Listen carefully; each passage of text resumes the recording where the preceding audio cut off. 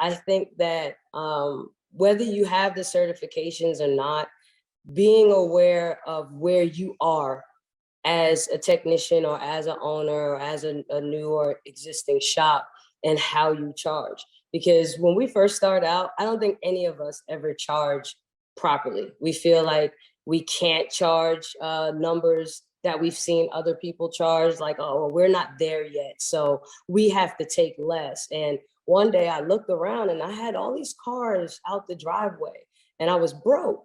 And I'm like, something's not adding up here. If I'm working 7 days a week, I should be able to have something to show for that.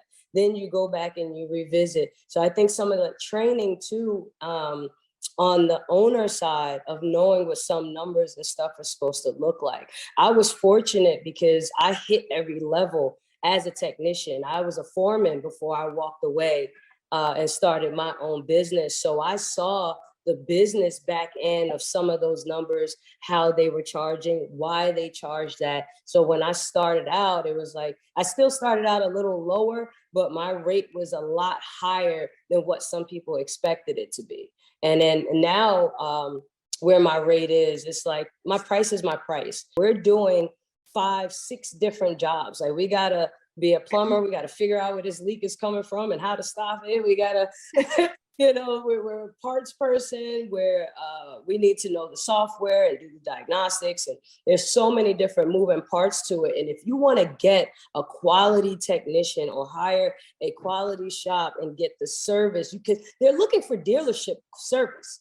It doesn't matter who they go to. They're looking for dealership service. So if you want this, it's going to cost. And you as a technician or as an owner, you have to charge accordingly. We have to charge for all those little things. And even being a woman, you feel like, well, I need to be accepted first before I can really get any money out of this. No, if you're paying $65 a week for uniforms, if you're paying, another $50 to $60 for shop towels and a $20 jar of grease for brakes, and all of those things add up, and you have to charge for them outside of charging for your time. So that was a very, very important topic there of how to charge and learning where you are and in the area around you too. Because the problem I run into is the car customers get upset because they feel I charge too much. But it's like, I'm also a diesel technician too. So I just have a streamlined, this is my price across the board. Yes, the commercial side, they do get charged differently as far as the different services that are added on versus the customer, because I know that there's a huge income difference a lot of times, because commercial side is business to business. Cars are just, everyday people trying to get by. However, I still have to have a base, and it's like, oh, a headlight's out. How much does it cost? Well, it's $150. Well, if it takes you 10 minutes to do it, is it cheaper? No, it's not.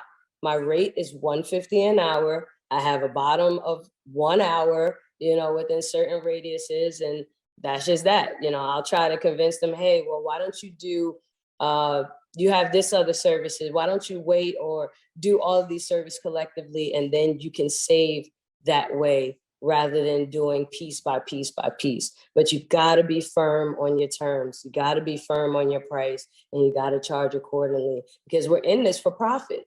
Yes, right. We love it at the end of the day, and we wanna be like, hey, look what I did. I fixed this, it was great. Came in here, 5 other shops couldn't figure it out. Now, yeah.